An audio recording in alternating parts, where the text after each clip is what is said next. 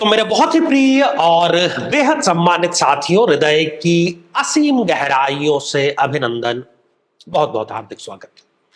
साथियों, मंगली पर वैसे तो हम विशद और विस्तृत, सटीक और सार्थक चर्चा कर चुके हैं, लेकिन समय समय पर आपके जो कमेंट है उसके माध्यम से कुछ नई नई इंक्वायरी, कुछ जिज्ञासाएं आती रहती है, तो उसका भी उत्तर देना हमारा ही कर्तव्य है। और वो उत्तर इसलिए दिया जाना भी जरूरी है कि उसी प्रकार के प्रश्न बहुत से जनमानस में कई लोगों के मन मस्तिष्क में आते हैं। तो ऐसा ही एक कमेंट जो कि मंगल दोष के कैंसिलेशन से लेकर के हुआ है। हमने पहले के एपिसोड में जाना है कि यदि किसी भी जन्म पत्रिका, किसी की भी हो, चाहे स्त्री की हो पुरुष की हो, यदि 4 भावों में मंगल देव विराजमान होते हैं तो हम उसको कहते हैं कि ये मंगली जातक या मंगली जातिका है, और उसका जो विवाह है वो किसी ऐसे जातक से सुनिश्चित किया जाना चाहिए जो कि मंगली हो। 1, 4, 7, 8 और 12 इन भावों में यदि मंगल देव है तो हम उसको कहते हैं कि ये मंगली जातक या मंगली जातिका जो है वो कंसीडर हम इसको कर देते हैं।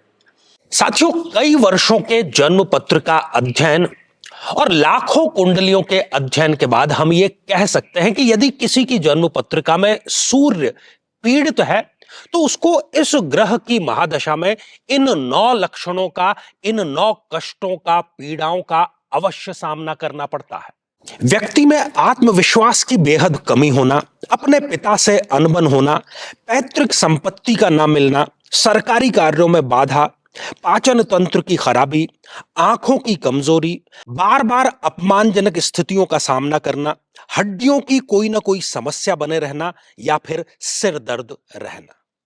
लेकिन साथियों, यदि आप भी इन सभी कष्टों से स्थायी और सटीक मुक्ति प्राप्त करना चाहते हैं तो उसका तरीका है इस ग्रह की महादशा मंत्र साधना दीक्षा, जो विशेष रूप से आपके नाम, आपकी जन्मतिथि के अकॉर्डिंग की जाएगी।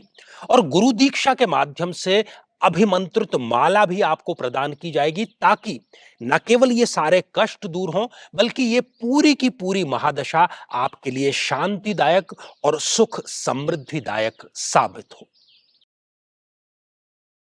साथियों, आज का जो कमेंट है आप देखिए कि कमेंट हमें प्राप्त हुआ है, हमारे नियमित दर्शक हैं श्रेया ठाकुर जी। तो श्रेया ठाकुर जी ने पूछा है कि आचार्य जी, लग्न का मंगल हो लड़के की कुंडली में, हम मान लेते हैं कि ये जो कुंडली है ये लड़के की कुंडली है और ये कुंडली लड़की की कुंडली है। अभी इनके विवाह संपन्न नहीं हुआ है, विवाह पूर्वीय कुंडली मिलान कर रहे हैं। तो इन्होंने लिखा है कि लड़के की कुंडली के लग्न भाव में, ये लग्न भाव है और यहां पर मंगल विराजमान है। ठीक है, आगे ये लिखते हैं कि 7th हाउस में सूर्य है, यहां पर 7th हाउस में उनके सूर्य विराजमान है। ये तो लड़की की कुंडली की उन्होंने जानकारी दी। आगे वो लिखते हैं और लड़की के 3rd हाउस में मंगल है, लड़की जो है उसके 3rd हाउस में, ये 3rd हाउस होता है कुंडली का, लग्न से कुंडली स्टार्ट होती है तो 1, 2 और ये तीसरा भाव होता है, यहां पर मंगल देव विराजमान है। और 7th हाउस में गुरु हो, ये 7th हाउस है, यहां पर गुरुदेव बृहस्पति जुपिटर विराजमान है। तो शादी करनी चाहिए या नहीं? देखिए, यहां पर हम केवल मंगल के मिलान की बात कर रहे हैं। जब भी हम कुंडली मिलान करते हैं तो मंगल का तो मिलान करना ही है, साथ ही गुणों का भी मिलान करना है, साथ ही महादशाओं अंतरदशाओं का भी मिलान करना है, ग्रहों का, उनकी दृष्टियों और नक्षत्रों का। ये सभी चीजें यदि सही रूप से मिलान होगी तो ही ये गारंटी है कि एक सुखद दाम्पत्य जीवन यहां पर उनको मिलने वाला है। अब आते हैं इनके प्रश्न पर कि लड़के की कुंडली में लग्न में मंगल है। तो लड़के की कुंडली में जब लग्न में मंगल है तो ये प्रबल रूप से मंगली जातक हो गया, क्योंकि यहां पर बैठा हुआ ये मंगल इनके 7th भाव को देखता है। साथियों, हम बेसिकली मंगली उसी जातक या जातिका को मानते हैं जिसका कि 7th भाव किसी ना किसी रूप में मंगल से प्रभावित हो, या तो स्वयं मंगल वहां पर विराजमान हो या फिर अपनी दृष्टि वहां पर डाल रहा हो। तो यहां पर हम देख रहे हैं कि लग्न में मंगल है और अपनी पूर्ण 7th दृष्टि यहां पर डाल रहा है। लेकिन यहां पर हम लड़की की कुंडली में आते हैं तो लड़की की कुंडली में मंगल यहां पर विराजमान है और वो किसी भी प्रकार से 7th भाव को दृष्टिगत नहीं कर रहे हैं।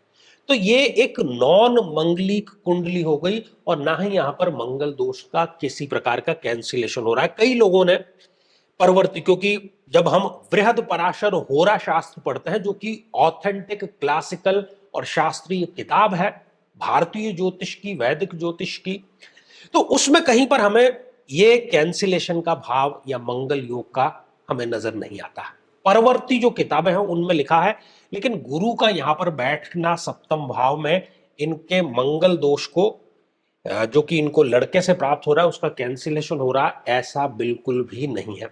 तो उचित यही रहेगा कि इस विवाह को संपन्न नहीं किया जाए।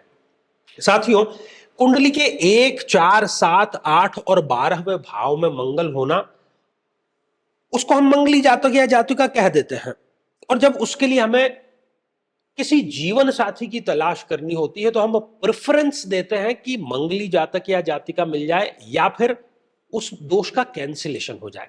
इसका कारण यह है कि साथियों, मंगल जो है वो हमारी इस भौतिक शरीर का, जो हमें आंखों से नजर आता है ना, आपको किसी दूसरे का, दूसरे को जो आपका शरीर नजर आता है, जो फिजिकल बॉडी, उस फिजिकल बॉडी का कारक, उसके बने रहने का कारक, आपके शरीर में जो रक्त संचालित हो रहा है उसका कारक ग्रह मंगल ग्रह होता है। और जब दो लोगों में आपस में विवाह संपन्न होता है तो उनकी फिजिकल बॉडी एक दूसरे से संपर्क करती है ताकि जो संतति है वो आगे बढ़ पाए। वो एक दूसरे को शारीरिक सुख प्रदान करने की स्थिति में है या नहीं, इसलिए मंगल का मिलान नितांत आवश्यक हो जाता है। और हम सबसे बड़ी गलती क्या करते हैं, हम वर्तमान को देखते हैं, और इसको हम मजबूरी ही कहेंगे क्योंकि एक आम आदमी के लिए केवल वर्तमान को देख पाना ही संभव है, वो भविष्य को देख ही नहीं पाता। वो केवल ये देख लेता है कि अभी सामने वाले के लुक्स कैसे हैं, खूबसूरत कितना है, लंबाई कैसी है, लुक्स उसके कैसे हैं, उसकी कमाई कैसी है, उसका आज का स्वास्थ्य कैसा है। लेकिन आप मानिए कि क्या जिस चीजों को देख करके आपने आज विवाह संपन्न किया है वो यदि कल नहीं रही तो? क्योंकि जब व्यक्ति किसी के प्रेम में होता है, किसी को पसंद करता है, लाइक करता है, तब वो ऐसी बातें दरकिनार कर देता है। आपके पसंदीदा व्यक्ति की जो नकारात्मक बातें हैं, जो कमियां हैं, वो आपको कभी भी दृष्टिगत होगी ही नहीं। प्रेम की यही सबसे बड़ी निशानी है। लेकिन जो लोग इस दौर से गुजर चुके हैं वो जानते हैं कि स्थायी आंतरिक चीजें होती है। और जब हमें इस विज्ञान के माध्यम से भविष्य में झांकने का एक झरोखा मिल रहा है तो क्यों नहीं हम भविष्य को देख करके विवाह संपन्न करें ताकि किसी भी प्रकार के सेपरेशन या तलाक की नौबत ना आए। तो साथियों, आज के लिए इस मंगल संबंधी एपिसोड में तो केवल इतना ही, लेकिन आपके लिए एक बहुत जरूरी सूचना है कि यदि आप भी किसी भी समस्या से पीड़ित हैं तो आगामी समय में मैं स्वयं इन शहरों में उपस्थित रहूंगा। आप कुंडली का यदि विशद विश्लेषण कराना चाहते हैं, समस्या का ठोस स्थायी समाधान चाहते हैं, तो अवश्य आपको मिलना चाहिए। यदि आप इन शहरों से दूर हैं तो आप टेलीफोनिकली या वीडियो कॉलिंग अपॉइंटमेंट भी प्राप्त कर सकते हैं। तो साथियों, आज के लिए केवल इतना ही, और इसी मंगल कामना के साथ में कि आप सभी स्वस्थ, समृद्ध और शांतिपूर्वक जीवन व्यतीत करें। नमस्कार।